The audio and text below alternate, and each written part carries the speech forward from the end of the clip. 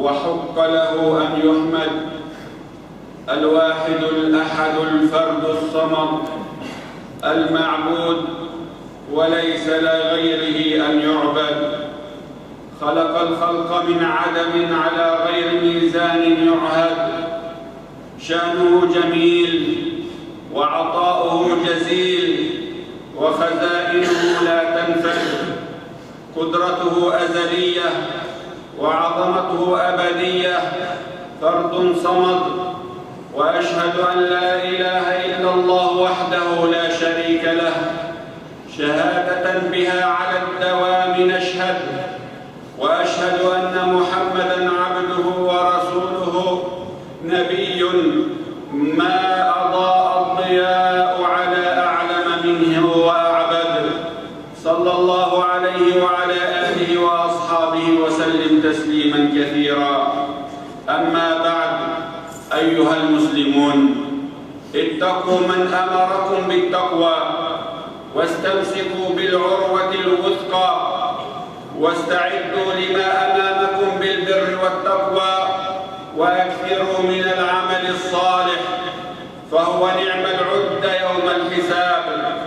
واتقوا يوما ترجعون فيه إلى الله، ثم توفى كل نفس ما كسبت وهم لا يظلمون. عباد الله، إننا نعيش في ظلال شهر شعبان، بل قاربنا على النصف من الشهر. وقد ورد في الحديث عن معاذ بن جبل عن النبي صلى الله عليه وسلم قال: يطلع الله على خلقه في ليلة النصف من شعبان فيغفر لجميع خلقه، فيغفر الله عز وجل لجميع خلقه إلا لمشرك أو مشاحن. نعم، من أيهما كان فلا يغفر لهم، مشرك أو مشاحن. ففي هذه دعوة للأمة بالبعد عن الشرك، حيث يقول الله تعالى: إن الله لا يغفر أن يشرك به ويغفر ما دون ذلك لمن يشاء. وأما المشاحن فهو المباغض والمخاصم والمقاطع والمدابر والحاقد والحاسد، فكل هذه الأوصاف للشحناء، وهي مفسدة لذات البين ومقطعة للصلات والأرحام. فقد جاء في حديث عن النبي صلى الله عليه وسلم قال: دب إليكم داء الأمم قبلكم، الحسد والبغضاء، وهي الحالقة، لا أقول تحلق الشعر ولكن تحلق الدين. وقال صلى الله عليه وسلم: والذي نفسي بيده لا تدخلوا الجنة حتى تؤمنوا، ولا تؤمنوا حتى تحابوا. ألا أدلكم على شيء إذا فعلتموه تحاببتم؟ أفشوا السلام بينكم. فالمسلمون إخوة في الدين والعقيدة، عليهم تجنب الشحناء، فلا يجوز أن يصل الأمر بينهم إلى الحقد والشحناء. وربنا يقول: ربنا اغفر لنا ذنوبنا. ويقول الله سبحانه: ربنا اغفر لنا ولإخواننا الذين سبقونا بالإيمان ولا تجعل في قلوبنا غلا للذين آمنوا ربنا إنك رؤوف رحيم. فهذه الأيام فرصتك أيها المسلم أن تحظى بمغفرة من رب العزة جل جلاله، ولكن بشرط أن يكون بينك وبين أخيك علاقة وطيدة وصلة وتبادل من المحبة والإخاء، لا أن يكون بينك وبين أخيك المسلم شحناء أو حقد، ولا بينك وهجر، ولا بينك وبين جارك عداوة. عاهد نفسك الآن أن تصلح نفسك وتصطلح مع عباد الله، وتعود إلى بيتك بنية أن تتصل وتزور من بينك وما بينه شحناء، حتى تصفو القلوب وترتاح النفوس وتمحى السيئات والذنوب وترضي علام الغيوب. ويدخل علينا شهر رمضان المبارك وقد غمرتنا المحبة والألفة. اللهم بلغنا رمضان وبارك لنا فيه. اللهم بلغنا رمضان وبارك لنا فيه. فالعبرة يا عباد الله ليست ببلوغ رمضان لوحده، ليست ببلوغ رمضان، ولكن العبرة بأن ترزق البركة فيه. فكم ممن يبلغ رمضان ويخرج منه ولا يزداد فيه إلا من الفجور والمعاصي. عباد الله، في ليلة النصف من شعبان كانت حادثة تحويل القبلة من بيت المقدس إلى الكعبة المشرفة في السنة الثانية للهجرة، حيث أن رسول الله صلى الله عليه وسلم قد استمر 16 أو 17 شهرا على اختلاف الروايتين يصلي إلى بيت المقدس. يقول الباري جل جلاله سبحانه وتعالى وتقدست أسماؤه: سيقول السفهاء من الناس ما ولاهم عن قبلتهم التي كانوا عليها، قل لله المشرق والمغرب يهدي من يشاء إلى صراط مستقيم. وكذلك جعلناكم أمة وسطا لتكونوا شهداء على الناس ويكون الرسول عليكم شهيدا. وما جعلنا القبلة التي كنت عليها إلا لنعلم من يتبع الرسول ممن ينقلب على عقبيه، وإن كانت لكبيرة إلا على الذين هدى الله، وما كان الله ليضيع إيمانكم إن الله بالناس لرؤوف رحيم.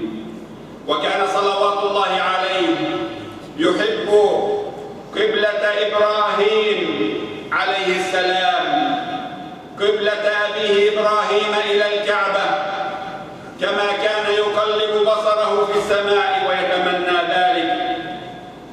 قال تعالى: قد نرى تقلب وجهك في السماء فلنولينك قبلة ترضاها فول وجهك شطر المسجد الحرام وحيثما كنتم فولوا وجوهكم شطره.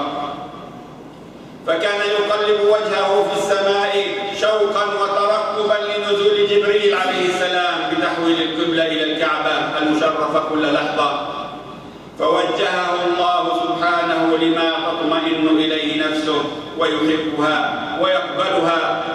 والرسول صلى الله عليه وسلم قبل القبلة الأولى ورضيها، لكنه أحب أن يحول إلى الكعبة.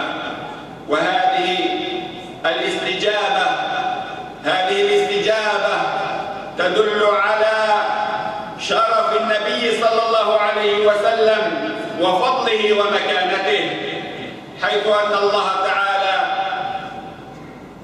صارع في رضاه. وهذه الاستجابة كذلك تدل على قرب الصلة بين الخالق والمخلوق، وأنه سبحانه رحيم ودود. فصارت الكعبة قبلة له ولأمته ومن معه ومن يأتي من بعده إلى أن يرث الله الأرض ومن عليها. وهكذا وحد الله هذه الأمة في إلهها ورسولها ودينها وقبلتها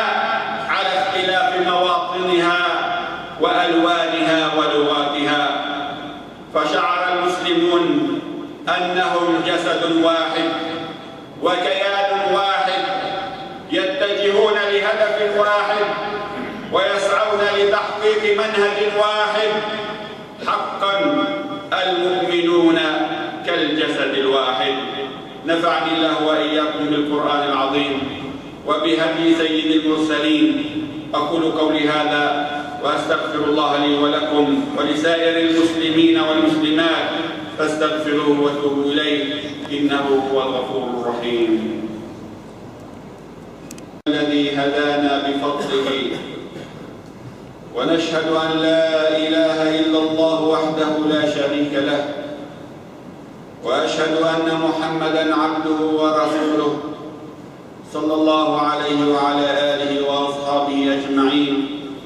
أما بعد، عباد الله، اعلموا يا رعاكم الله أنه لا عز لنا ولا فلاح إلا باتباع سنة نبينا محمد صلى الله عليه وسلم، كما قال المولى: وأن هذا صراطي مستقيما فاتبعوه ولا تتبعوا السبل فتفرق بكم عن سبيله ذلكم وصاكم به لعلكم تتقون.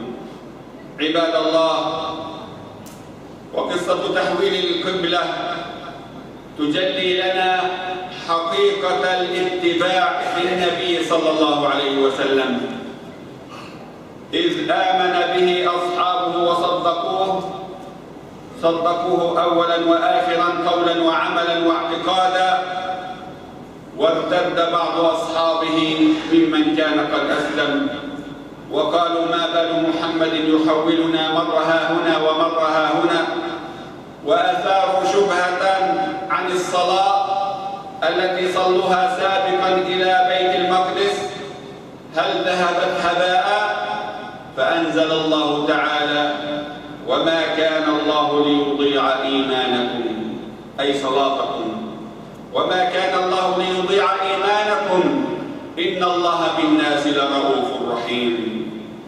جاء رجل إلى الصحابة وهم يصلون الفجر في قباء وهم ركوع، فقال: إن النبي صلى الله عليه وسلم قد أنزل عليه الليلة قرآن، وقد أمر أن يستقبل الكعبة فاستقبلوها، وكانت وجوههم إلى الشام فاستداروا إلى الكعبة. وكذلك فعل بنو سلمة في مسجد القبلتين. هذا هو الاتباع العظيم. درس آخر من القصة أن السفهاء ديدنهم رد الحق والتشكيك فيه، وهذه صفات اليهود والمشركين والمنافقين وأذنابهم من العلمانيين وغيرهم الذين يكذبون نصوص الوحيين ويقلبون الحقائق ويعترضون على شرع الله، لا يعجبهم شرع ولا يرغبون بضوابط وقيم. حقا إنهم سفهاء خفيفو العقل، وأما الرشيد المؤمن العاقل فيتلقى أحكام ربه بالقبول والانقياد والتسليم، كما قال تعالى: وما كان لمؤمن ولا مؤمنة إذا قضى الله ورسوله أمرا أن يكون لهم الخيرة من أمرهم. عباد الله، تجهزوا لشهر رمضان فإنه على الأبواب. لا أقول بالطعام والشراب فالحمد لله متوفر، ولكن ضعوا لكم برنامج وأهداف من الطاعات والقربات في شهر الخيرات تنجزوها، ليكن لكل واحد منا برنامج خاص به في تلاوته للقرآن والصدقة والبر. اجعلوا شهر رمضان القادم مميز في حياتكم عن الشهور السابقة. بكثرة العبادة وتلاوة القرآن والصدقة والبر وكثرة الخطى إلى المساجد. لا تجعلوا خطواتكم إلى المساجد فقط يوم الجمعة، وإنما اجعلوا خطواتكم إلى المساجد في كل يوم حتى تشهد لكم بيوت الله عز وجل، ويشهد لكم المؤمنون، ويشهد لكم وتشهد لكم الملائكة. اجعلوا خطواتكم إلى المساجد في رمضان وغير رمضان، واثبتوا على ذلك. عباد الله، تقوم لجنة الزكاة والصدقات في الطيبة على مشروع 1000 طن غذائي التي ستجمع قيمتها من تبرعاتكم يا أهل البر والخير مما بين تاريخ 19/5 إلى 28/5، وستوزع على العائلات المستورة في الطيبة في شهر رمضان المبارك. فاجعل لك سهما في هذا المشروع الخيري.